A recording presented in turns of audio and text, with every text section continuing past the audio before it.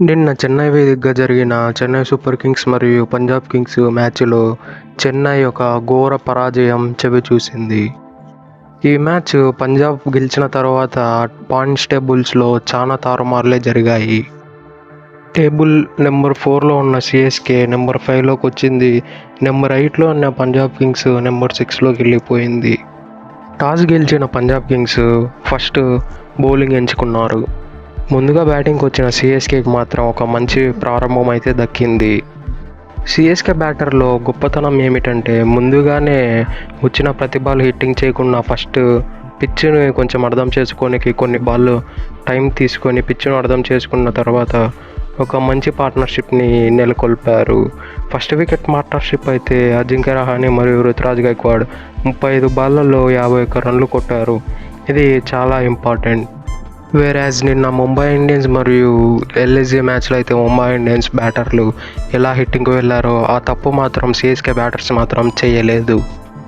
Rahane out అయిన తర్వాత ఏ ఒక్కరు కూడా రుతురాజ్ గైక్వాడ్కి సపోర్ట్ ఇవ్వలేదు.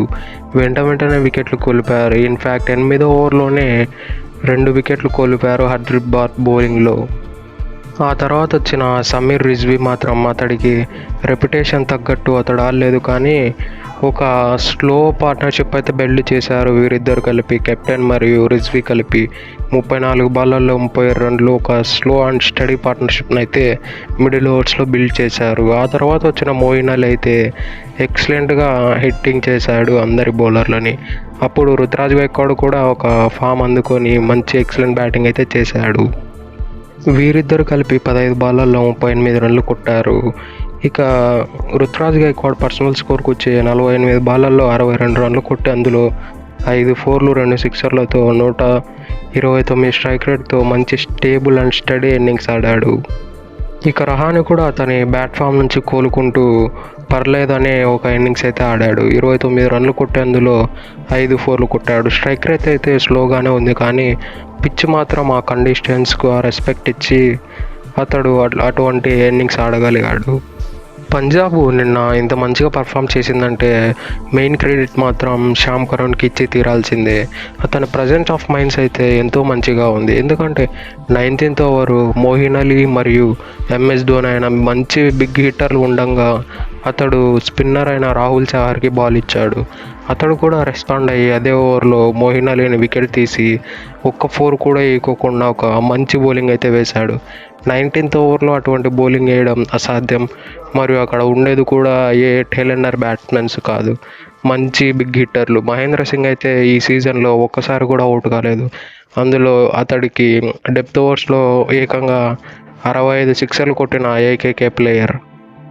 అటువంటి బిగ్ హిట్టర్లని కంట్రోల్ చేశాడంటే హ్యాట్స్ ఆఫ్ చెప్పి తీరాల్సిందే రాహుల్ చహర్కి. లాస్ట్ ఓవర్ వేసిన హర్షదీప్ సింగ్ కూడా మంచిగా బౌలింగ్ వేశాడు. ఎందుకంటే ఎంఎస్డి ఫాస్ట్ బౌలర్లకి మంచి బ్రిలియంట్ హిట్టింగ్ చేస్తాడు. 2 షాట్లకి ఇచ్చాడంటే అది గ్రేట్ బౌలింగ్ అని చెప్పుకోవచ్చు.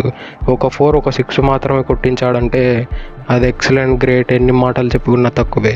ఎంఎస్ ధోని అటువంటి ఫామ్లో ఉన్నాడు. అతడు ఏజ్ పెరిగే కొద్దీ అతడు హిట్టింగ్ కూడా అలానే పెరుగుతూ ఉంది, తగ్గడం లేదు ఎక్కడే. కానీ ఇక పంజాబ్ బౌలింగ్ విషయానికి వస్తే వాళ్ళ ఇద్దరు స్పిన్నర్లు చెరో 2 వికెట్లు తీసుకొని కేవలం 4 ఎకానమీ మాత్రం మెయింటైన్ చేశాడు. హర్దీప్ బార్ ఇంతవరకు సరిగ్గా వికెట్లు తీయలేదు, కానీ ఈ మ్యాచ్ మాత్రం ఎక్సలెంట్గా పర్ఫామ్ చేశాడు. రాహుల్ చహర్ కూడా కమ్బ్యాక్ చేసిన ఈ మ్యాచ్ మాత్రం ఎక్సలెంట్గా పర్ఫామ్ చేసి కేవలం 16 రన్లు ఇచ్చి 2 వికెట్లు తీశాడు.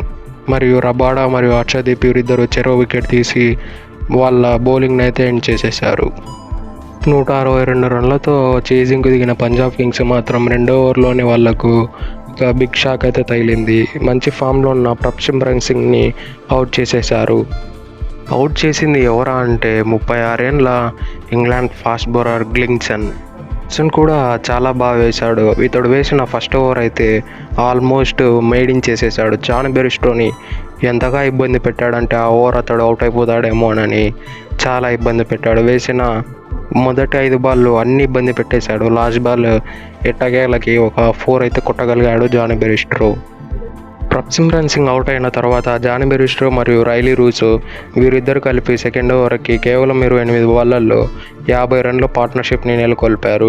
ఈ పార్ట్నర్షిప్లో క్రెడిట్ అయితే డెఫినెట్లీ రైలీ రూసోకి ఇవ్వాలి. ఈ ఈ పిచ్ పైన 120 స్ట్రైక్ రేట్ మెయింటైన్ చేయడమే చాలా కష్టం. అంటే ఇతడు వచ్చి ఏకంగా 186 స్ట్రైక్ రేట్ మెయింటైన్ చేసి అందులో 2 సిక్స్లు 5 4 కొట్టాడు. ఇతడు తగ్గట్టు ఈ సీజన్లో ఎప్పుడు పర్ఫామ్ చేయలేదు, కానీ ఈ మ్యాచ్లో మాత్రం పర్ఫామ్ చేసి చూపించాడు రైలీ రూజో మరియు జానీ బెయిర్స్టో అవుట్ అయిన తర్వాత శశాంక్ సింగ్ మరియు శ్యామ్ కరుణ్ వీళ్ళిద్దరూ ఎక్సలెంట్ బ్యాటింగ్ చేసి మ్యాచ్ని ముగించేసేశారు. వీరిద్దరు 37 బాళ్ళల్లోనే 50 రన్ల పార్ట్నర్షిప్ని నెలకొల్పారు. అందులో మెయిన్ శశాంక్ సింగ్ అయితే ఇతడు లాస్ట్ మ్యాచ్ రెప్యుటేషన్తో వెళ్ళడం లేదు. పిచ్చును బట్టి అతడు బ్యాటింగ్ చేస్తున్నాడు, అది చాలా గుడ్ సైన్స్.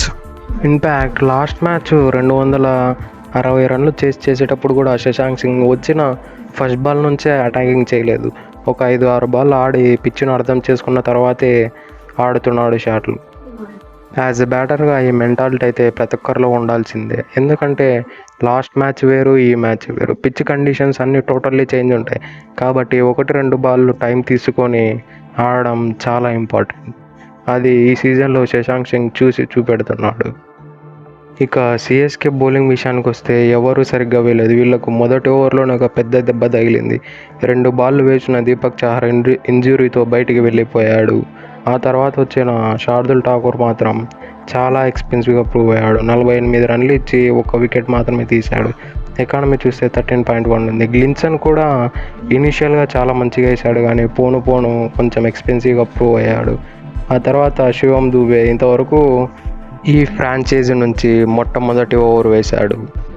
వేసిన ఫస్ట్ ఓవర్లోనే 14 రన్లు ఇచ్చి ఒక ఇంపార్టెంట్ వికెట్ అయితే తెచ్చిపెట్టాడు. అదే రైలీ రూజో అప్పటప్పుడే చాలా డేంజరస్గా కనపడుతున్నాడు. అతడు వికెట్ తెచ్చిపెట్టాడు. ఇక వీళ్ళు మినహాయిస్తే ఇక ఎవరు వికెట్ తీయలేదు, అలానే ఎకానమికల్గా కూడా బౌలింగ్ చేయలేదు. అందరూ రన్స్ లీక్ చేసేశారు. That's it for today. ఇలాంటి మరెన్నో వీడియోల కోసం మన ఛానల్ని సబ్స్క్రైబ్ చేసి పక్కనున్న బెల్ ఐకాన్ని ఆన్లో పెట్టుకొని డైలీ ఫాలో కండి. Thank you.